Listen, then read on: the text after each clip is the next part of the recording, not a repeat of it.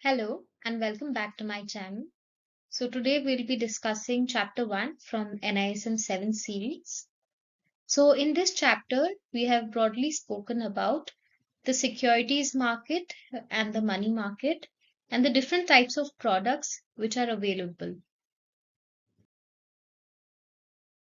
My aim is to provide a basic summary of the entire chapter, and we'll start with the financial market. So, a financial market is a place where buyers and sellers interact with each other for trading of money, bond, shares, and other assets.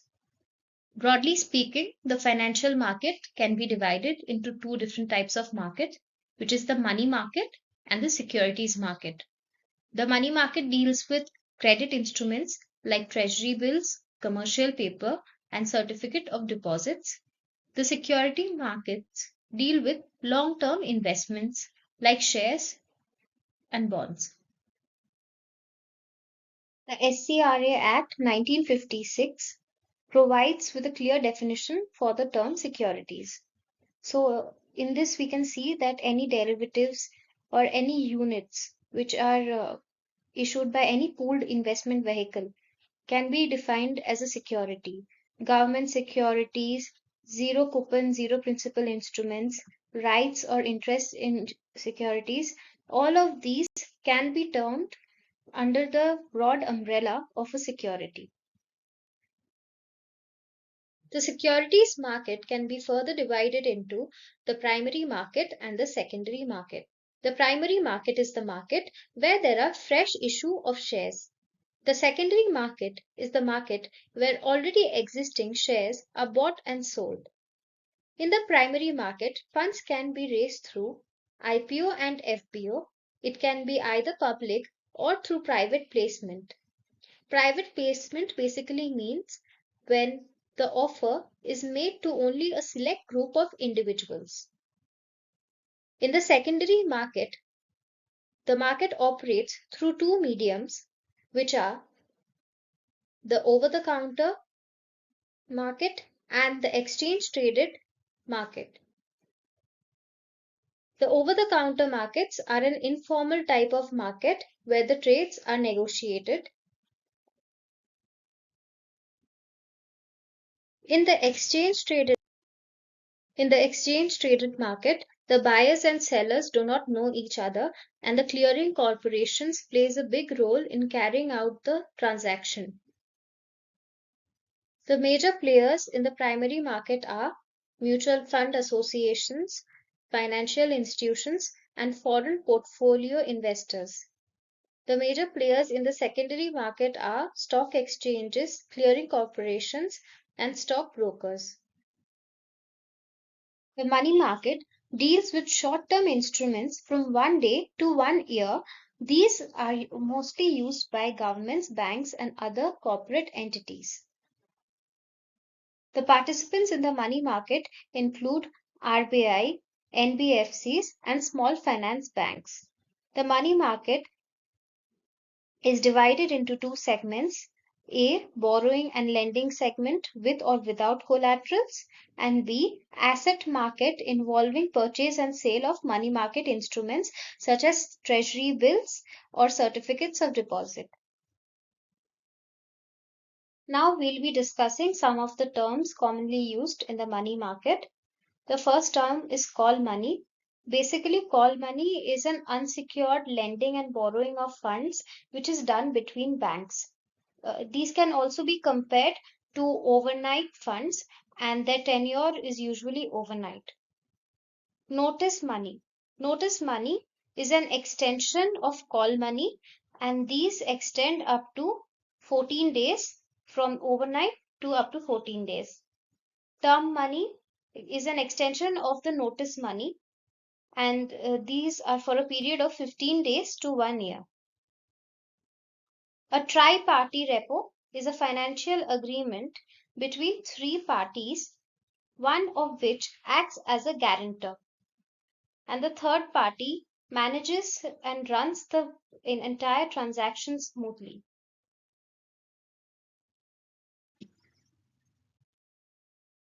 Treasury bills are short-term borrowings used by the government and they usually mature within an year from the issue. The RBI conducts weekly auctions and they are basically available in three tenures, which is of 91 days, 182 days, or 364 days. CMBs or cash management bills are very short-term T-bills and they have a maturity of less than 91 days. A commercial paper is used by the corporates to raise short-term unsecured funds and these are used in multiples of rupees 5 lakh and thereof. A certificate of deposit is a type of savings account in which certain interest rate is given at the end of the period. A few of the products traded in the securities market are discussed below. So we know what an equity is. An equity is the ordinary share and it represents the form of ownership in a business venture. The preference shares or the preferred stock gives preferential rights to the shareholder. Debenture is the instrument used for raising debt. Government securities are also known as sovereign debt and they are usually issued via auctions and are traded in the secondary market. Warrants entitle an investor to buy equity shares after a specific period of time at a given price. Okay, so now we'll be coming to Indian depository receipt.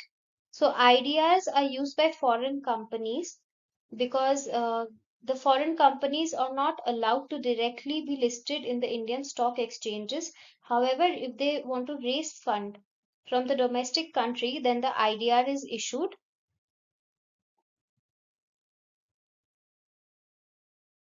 A derivative is a financial contract whose value is derived from the price of an underlying asset, such as a stock, bond, commodity, currency, or index.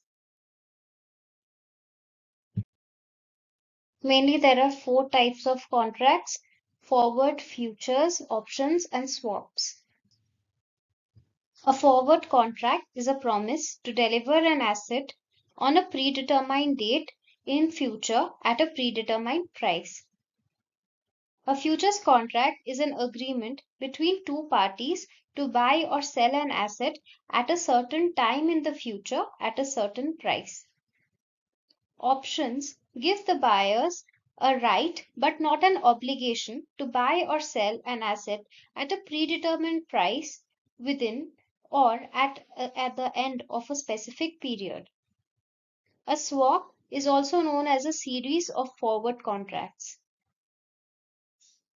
Every contract has an expiry date. The weekly contracts, which are traded on the exchange, have a maturity of 1 or more weeks. And in case the expiry is on a trading day, the contracts expire on the previous trading day.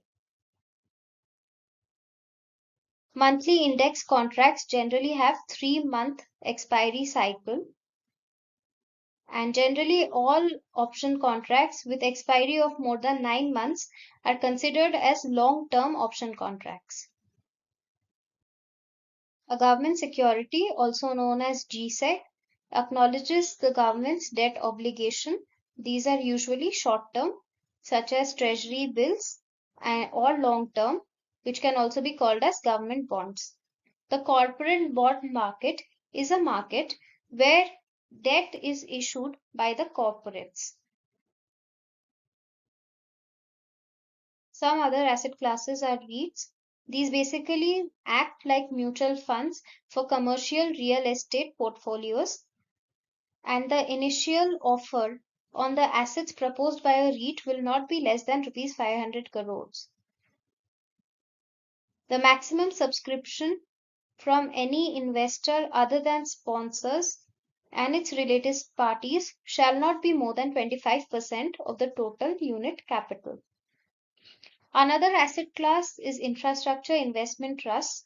These are registered with SEBI and they basically work for the development of the infrastructure The value of the InvIT assets shall not be more than 500 crore and the offer size shall be of at least 250 crores.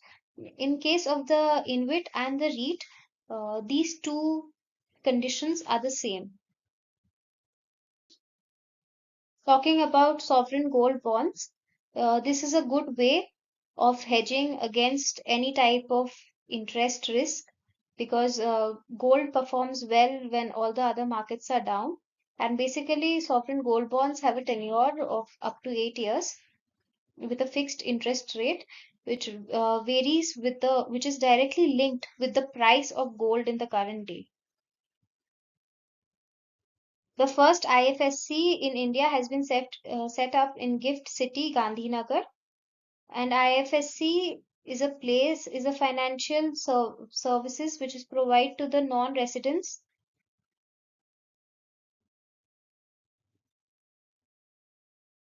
With this, we come to an end to chapter 1 of the NISM series 7. If you enjoyed the video, kindly do like, comment, share, and subscribe to my channel. And if there are any further questions, kindly let me know in the comment section. Thank you.